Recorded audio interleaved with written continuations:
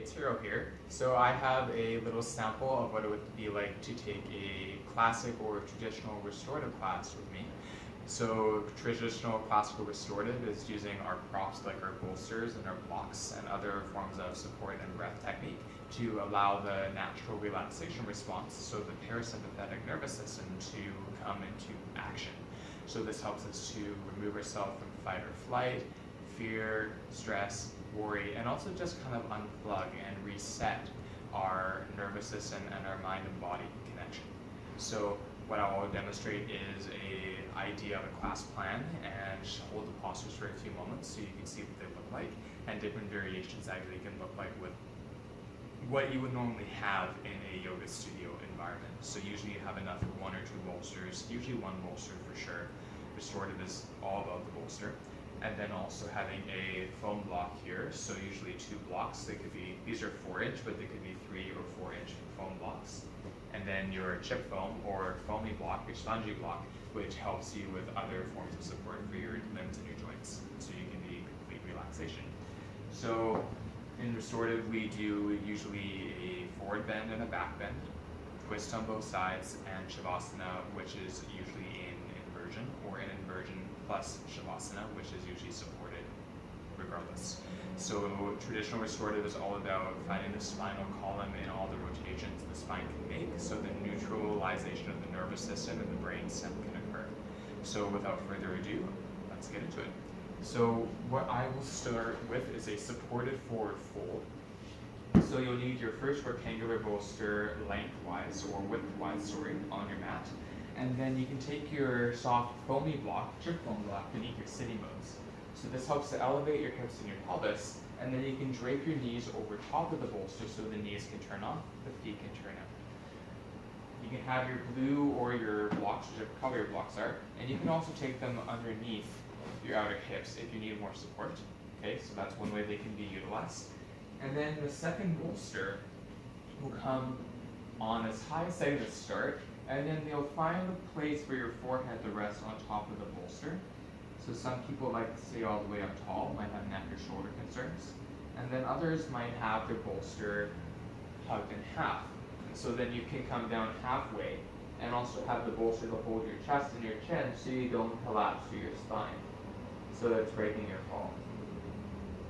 A couple other variations you can play with as well is you can take the bolster on its flattest side, walk your forearms over, maybe finding your feet if you have long enough arms and limbs, and then letting yourself rest with the forehead on the second bolster.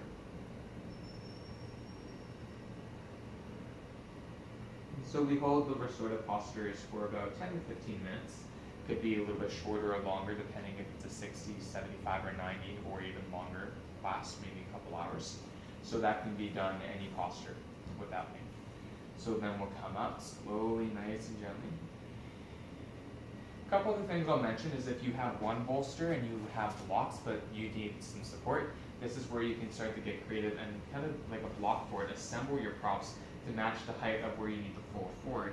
And that way, even if without a second bolster or any blanket props, you have that ability to use your blocks in a creative way. So if I'm doing a forward fold, I want to do a back bend. So usually they would go together. So for your back bend, there's different variations that you can take. But what I will demonstrate for this video is a supported fish using 2 blocks, soft block, and a bolster.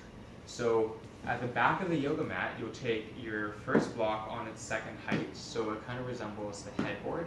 And then you'll have the box spring, like you're making a bed, comfy mattress, to place that second block down closest to you, flat. From there, you'll take your soft chip foam block and place it on top of the bolster, or sorry, on the blocks. And when you press your palm down in the center of your chip foam on the foam blocks, you want to make sure that these foam blocks are stable, so that they're not moving anywhere, they've got your back. Lastly, you'll take that first bolster over top, and this is going to provide you a stable structure for your spine to lay back and recline. So if you have just that one bolster, then you would press your sacrum, you would go back right up against the bolster. Hands come beneath the knees to round the spine and gently drape your torso, your spine, your head, your neck, your skull, all the way back. And then you can lay your palms palms face up. On the sides of your ribs, one hand on the belly, one hand on the heart. So this helps you have this ability to find more breath connection. You can have your legs straight.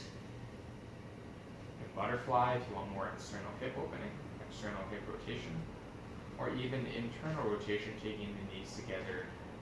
And this is helpful to help seal and to keep everything in. If you have a second bolster, that second bolster can also come beneath your knees. And this gives a little more support there, so you feel even more allowed to let go.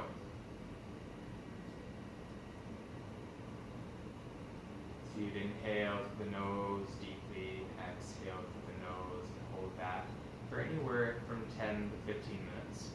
If you have only half an hour, you can do this for 5 minutes and you get the same benefits. Usually for most bodies and most minds, it will take a good 10 minutes for the nervous system to process the posture itself. So try for 10 minutes if you can, but any amount you can even enjoy here is perfect as it is. Another modification you can take is you can take another soft chip foam block and you can place that block beneath your pelvis, your low back. So if you find you have sensitivity in the lumbar spine, the tailbone, elevate height beneath your sacrum and your pelvis, so when you have yourself laying back, it doesn't create over curvature or strain in your low back. So that's supported, that's one supported back bend with some leg variations and some different placements for the hands and the arms. And then from there, we'll inhale, roll to our side, coming up. And as we come up, we'll place our right hip into the edge of the bolster and take this bolster that was beneath our knees in between our legs and thighs. So nice and smooth transition from there.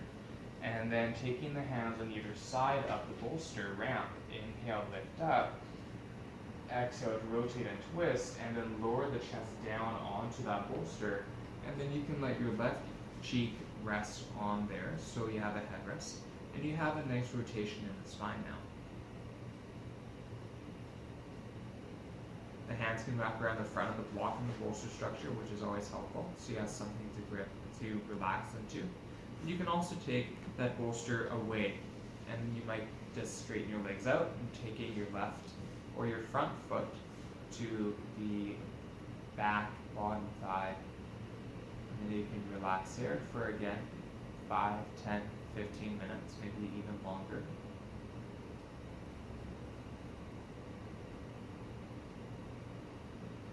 And then when you come out of the twist, you'll inhale, press down, turn to the sides, and then round your chest. You have a neutralization of your vertebrae, your spinal cord. And then you'd come up, and then you could take the other side. So you would shift the opposite hip, swivel to the other side, press your hands to the other side again, with or without the bolster supporting the legs, and inhale, exhale, twist, and coming all the way down. Left cheek will be more intense, right cheek will be more gentle. And then again, so you would hold that for the same length as your first side of your twist.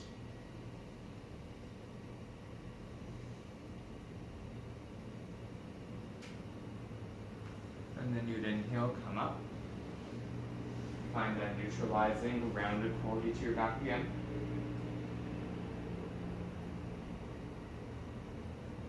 And then coming into the inversion. So a really simple inversion you can do, and you can do this with any prop, even just one block, which is phenomenal. So it's very resourceful to do so.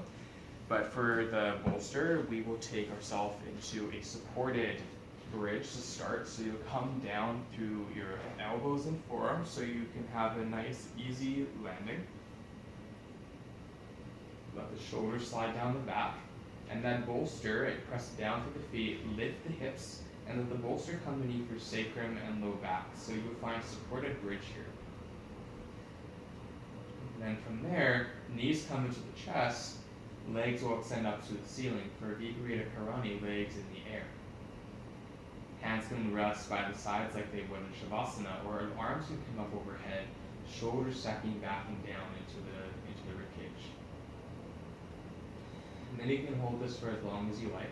A couple things to keep in mind is that you can always have your legs as extended or as bent as you need, because when you start to drain the legs and all the fluid starts to come down from the feet, the pelvis into the heart, the brain, the body might start to seize and might start to get tingly or numb as the blood leaves the body. So just be mindful that as you are flipped upside down, you can bend your knees and then extend the legs again once they feel they're ready to do so, if they are.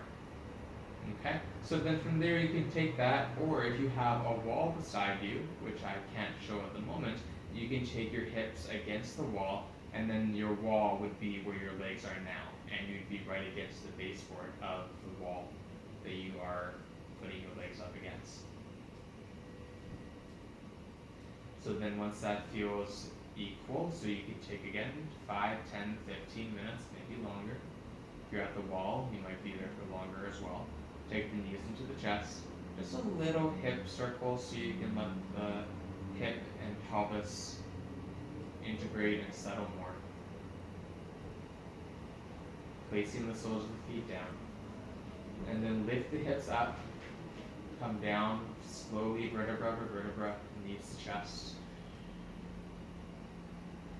And then I love to come over to the side and set up a supported Shavasana. So in restorative, we call this Stonehenge. So Stonehenge basically is having two blocks at the front of the mat. They can be mats width apart or they can be closer. It really depends on your anatomy and your structure of your bones as well as the props you have. So there's a lot of different specific things to keep in mind when you're setting this up.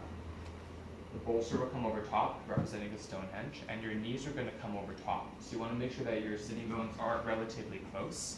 And then if you have a second bolster, you can either have the same back bend, supported back bend, or you can keep the bolster off by the side and first drape the knees over top of your structure, come down to your forearms, vertebra by vertebra coming down. And then from here, you can again use that chip foam block I mentioned earlier and elevate the hips if that's easier for you to settle down. You can then take your bolster over your pelvis. So if you have the ability to add some weight down into your pelvis, it also gives you a place to rest the hands. So you have this tactile feedback.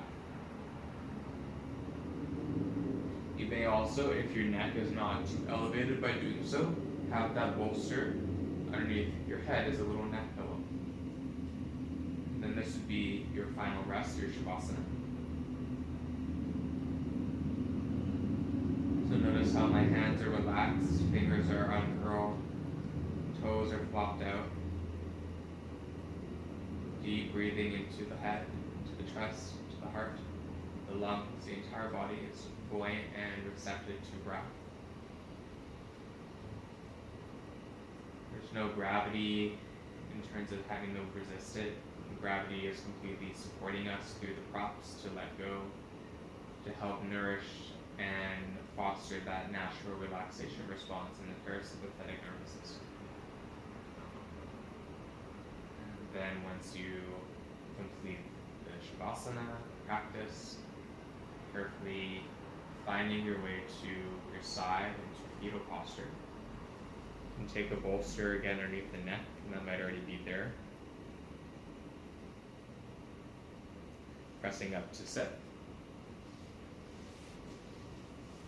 And as you press up to sit, you can either close practice just by meditation, a little bit of pranayama,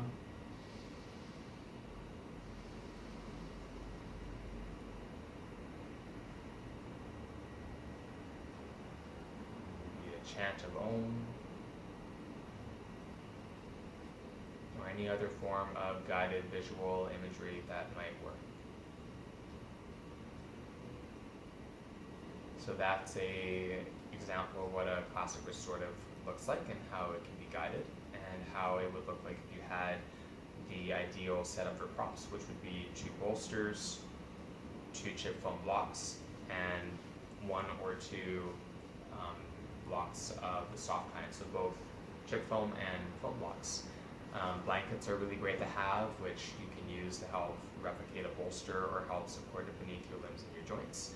And they're a great way, again, to cover up and stay warm, as the circulation and your blood pressure will drop as your body starts to tune into its more parasympathetic side. So hope you enjoyed that, and thanks for watching.